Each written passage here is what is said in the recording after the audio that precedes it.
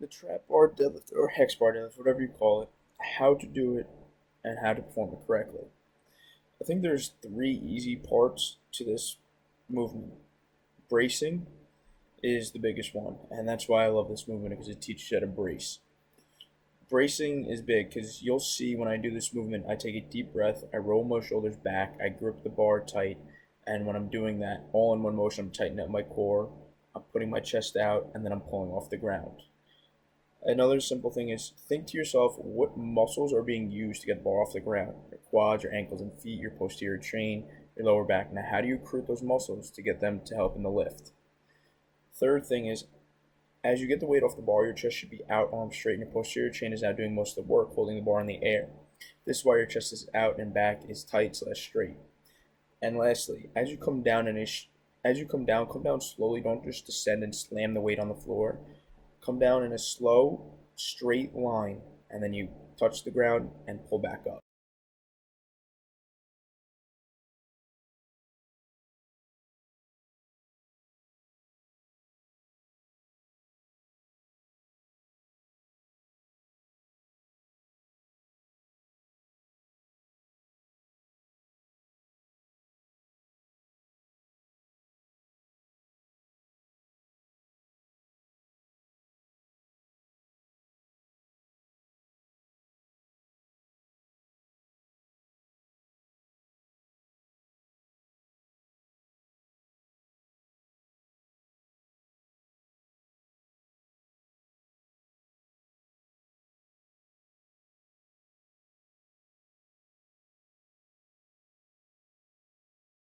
I'm not too sure what this movement is called, but I'm pretty sure it's a similar movement as a power shrug, but you're just power shrug upright row motion. So this movement I personally like to help me develop the and build recruitment patterns in my body in terms of generating force and power. So this movement helps me learn to generate force and power in a lot of other movements. I typically go light with this movement to perform it correctly, but three easy things to help with this movement is same as a power clean, but the bar goes down and below the knee. As the bar goes down and below the knee, you pull upwards in line with your nose, and as you're pulling upwards in line with your nose, your elbows are going out like an upright row. Feet are pushing off the floor, creating that force to drive the bar up, and then you just hold it there and come back down slowly. Think as if it's like an RDL when you bring the bar down, and then you just push up as fast as possible, creating that force.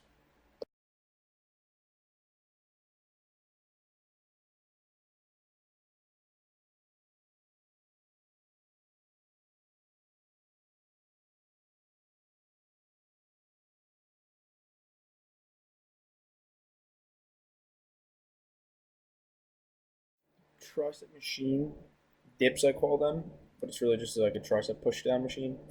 The reason I like them is because this machine can be really beneficial to a lot of people because it allows you to recognize if your anterior and lateral head of your shoulder are damaged or not. You know, a lot of people that do this exercise, they come about up quarter way and then push down, quarter way push down, and it really does nothing for them. It's not really working their triceps too much and not really getting the full benefit of this exercise. This movement really allows one to tell if their shoulders need some work or not, because the higher up you stretch, the higher up you go with that elbow that comes back, it allows you to tell if your shoulder, your anterior, and your lateral head, if they're damaged or not. So when you stretch, when you go up, you stretch your anterior and lateral head, and then you push down. And it's very similar to a dip motion. And if one cannot complete the full range of motion in this exercise, then they need to take a step back and try a different movement. It is a perfect movement to replicate a dip as well. So if you're struggling in dips like bodyweight dips or weighted dips, this exercise is perfect for you just to get that movement and that motion down and allow you to really stretch out your shoulders and you see where you're lacking, you know, mobility, strength in your shoulders as well, and your anterior and lateral head mainly. It's similar to motion to dips, but just sitting down basically, and it's perfect movement for anyone looking to get better in dips.